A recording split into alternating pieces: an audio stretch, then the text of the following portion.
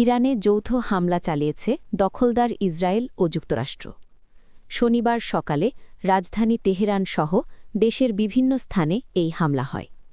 এর মাধ্যমে মধ্যপ্রাচ্যে নতুন করে বড় ধরনের সংঘাতের আশঙ্কা তৈরি হয়েছে। উল্লেখযোগ্য বিষয় হল, চলতি মাসে ইরান ও যুক্তরাষ্ট্রের মধ্যে ৩ দফা বৈঠক অনুষ্ঠিত হয়েছিল।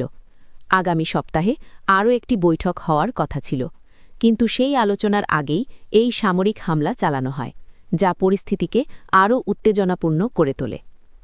হামলার ঘটনায় রাশিয়া কঠোর প্রতিক্রিয়া জানিয়েছে। দেশটির সাবেক প্রেসিডেন্ট দিমিত্রি মেদভেদেভ বলেন, যুক্তরাষ্ট্রের সঙ্গে চলমান আলোচনা ছিল প্রতারণা। তার দাবি, আলোচনাকে সামনে রেখে পেছনে হামলার প্রস্তুতি নেওয়া হয়েছে। তিনি মার্কিন প্রেসিডেন্ট ডোনাল্ড ট্রাম্পেরও কড়া সমালোচনা করেন এবং বলেন, যুক্তরাষ্ট্র প্রকৃতপক্ষে আলোচনায় আগ্রহী ছিল না। আন্তর্জাতিক সংবাদমাধ্যম রয়টার্সের প্রতিবেদনে জানানো হয়েছে, এই অভিযান আকাশ ও সমুদ্র উভয় পথেই পরিচালিত হচ্ছে। হামলার তীব্রতা এত বেশি ছিল যে ইরানের সর্বোচ্চ নেতা আয়াতুল্লাহ আলী খামেনির কার্যালয় এবং প্রেসিডেন্ট মাসুদ পেজেশকিয়ানের কার্যালয়ের সামনে বড় বিস্ফোরণের ঘটনা ঘটে।